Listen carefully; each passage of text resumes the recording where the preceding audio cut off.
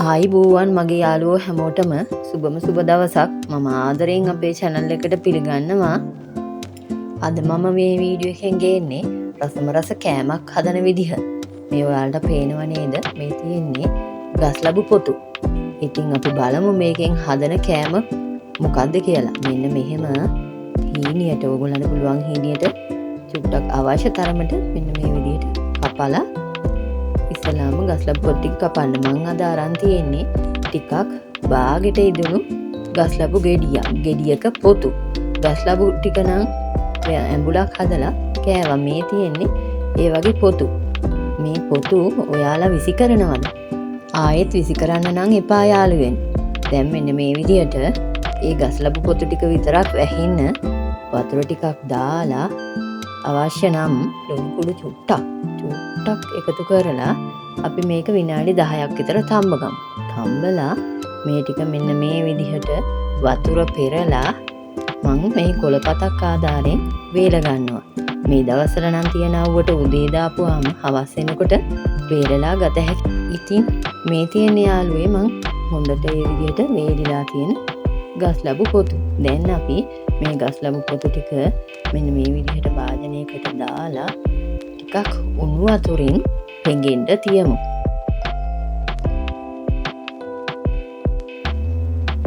ඒ විදිහට ටික වෙලාවකින් පෙඟුණාට පස්සේ අපි මේ ගස් ලැබු පොතු ටික හොඳින් සෝදලා වතුර හොඳින් මිරිකලා අයින් කරලා මෙන්න මෙහෙම ඒ ටික ලෑස්ති කරගමු. අපිට මේ ගස් ලැබු පොතු ටික බැඳුමක් විදිහට හදන්න මට ඕනි කරලා තිනවා කරවල, සුදු ලුණු, බී ලුණු, රම්පේ කරපිංචා, අමු මිරිස් ඒ වගේ දේවල් බලමු. මුලින්ම තෙල් ටිකක් රත් වුණාට පස්සේ ඒකට ලෑස්ති කරගත්ත අර කරවල ටික දාලා ඊට පස්සේ ඒ ටික කරවල ටික බැදීගෙන එනකොට මේකට සුදු ලුණු ටික අපි එකතු කරගමු.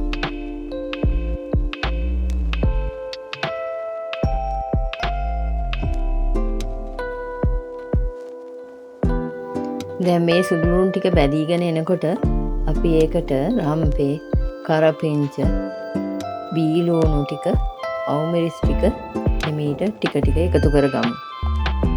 තව දෙයක් යාළුවනේ, ඔයාලා මේ විදිහට ගස් ලැබු පොතු වලින් ව්‍යංජනයක් හදාගත්ත දවසට ආයේ කවදාවත් මේ ගස් ලැබු පොතු අහක යන්නේ නැහැ. ඔන්න බලන්නකෝ.